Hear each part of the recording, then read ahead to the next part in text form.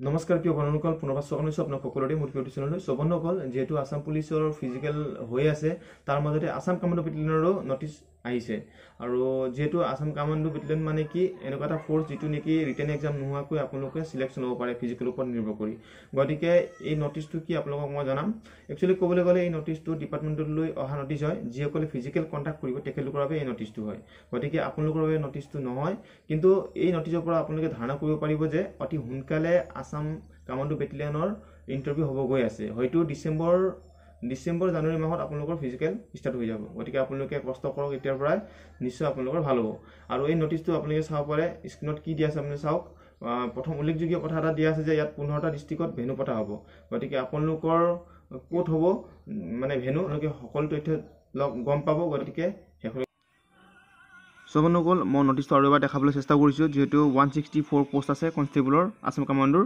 আৰু ইয়াত ইম্পৰ্টেণ্ট যিটো কথা ইয়াত উল্লেখ কৰিছে যে 15 venue for holding PST PAT, মানে কি 15 ভেনুত আমাৰ ইণ্টাৰভিউ পতা হ'ব। গতিকে এটা ইম্পৰ্টেণ্ট আপডেট। চ' আহক ভেনুটো ক'ত ক'ত হ'ব আপোনালোকক দেখাবলৈ চেষ্টা কৰিছোঁ। চ' প্ৰথম চাওক, 1 number Baksa parade ground police reserve Baksa Barbari. এইটো পেৰেড গ্ৰাউণ্ডৰ হ'ব বাক্সা, তামুলপুৰ, বৰপেটা, বজালী, নলবাৰী, কামৰূপ মেট্ৰ'। এইখিনি হ'ব parade ground police reserve Baksa Barbari. আৰু 2 number Bongaigaon 8 PVN field Abhayapuri গ্ৰাউণ্ডত হ'ব বঙাইগাঁও, চিৰাং, গোৱালপাৰা ডিষ্ট্ৰিক্টৰ। আৰু 3 নম্বৰ কাছাৰত হ'ব police parade ground Silchar, Cachar. এইখিনিত হ'ব কাছাৰ, কৰিমগঞ্জ, হাইলাকান্দি, ডিমা হাছাও ডিষ্ট্ৰিক্টৰ হ'ব। আৰু 4 number Dhubri 20 APVN parade ground Panbari. ইয়াত হ'ব ধুবুৰী আৰু চাউথ চলমাৰা। এইখিনিত হ'ব 20 APVN পেৰেড গ্ৰাউণ্ড পাণবাৰীত হ'ব। আৰু মেল ফিমেল গোটেইখিনি কথা ইয়াত যিহেতু দিয়া আছে সেইখিনি আপুনি নিজে চাই ল'ব। গতিকে মই অকল ডিষ্ট্ৰিক্টৰ কথা আপোনালোকক দিবলৈ চেষ্টা কৰিছোঁ। Dibrugarh parade ground 19 APVN Wilton টেঙাঘাটত হ'ব। ডিব্ৰুগড়, তিনিচুকীয়া, শিৱসাগৰ, চৰাইদেউ এই ডিষ্ট্ৰিক্ট কেইটাৰ হ'ব ইয়াত। আৰু 6 নম্বৰত আছে গোলাঘাট, যিটো নেকি LBPA PTC stadium Dergaon Golaghat. ইয়াত হ'ব গোলাঘাট, যোৰহাট, কাৰ্বি আংলং, ৱেষ্ট কাৰ্বি আংলং, হোজাই এইখিনি ডিষ্ট্ৰিক্টৰ হ'ব ইয়াত। আৰু কোকৰাঝাৰত হ'ব playground field of police reserve Kokrajhar, Dimelgaon. এইখিনিত হ'ব কোকৰাঝাৰ ডিষ্ট্ৰিক্টৰ অনলি হ'ব।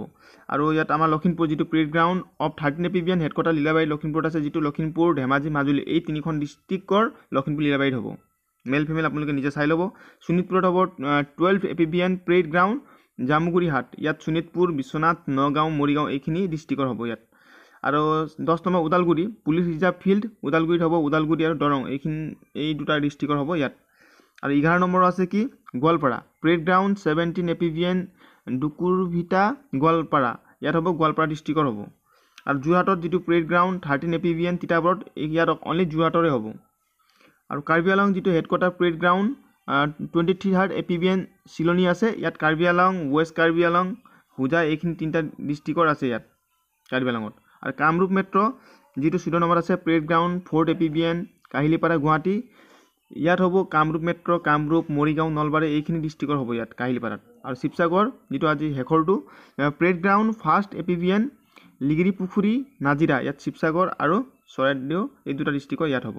গতিকে আপোনালোকে ইয়াত চাওক, টোটেল মেলৰ কিমান আছে 1,58,260টা আছে এপ্লাই কৰা কেণ্ডিডেট। আৰু ফিমেল আছে অনলি 800। তো মেল আৰু ফিমেল দুটাই মিলাই আছে কিমান 15,09,060 টোটেল এপ্লাই কৰা কেণ্ডিডেট আছে। তো আপোনালোকে ইয়াৰ পৰা আন্দাজ কৰিব পাৰে যে কিমান কম্পিটিশ্যন হাই হ'ব আপোনালোকে নিজে চাওক। গতিকে বহুত কষ্ট কৰিব লাগিব, তেতিয়া আপোনালোকে চাকৰিটো যিকোনো এটা পোষ্টত পাব পাৰে। গতিকে বহুত কষ্ট কৰক, নিশ্চয় আপোনালোকৰ চাকৰি হ'ব। যদি ভিডিঅ'টো ভাল পায় লাইক, কমেণ্ট, শ্বেয়াৰ, ছাবস্ক্ৰাইব কৰিব নাপাহৰিব। ধন্যবাদ।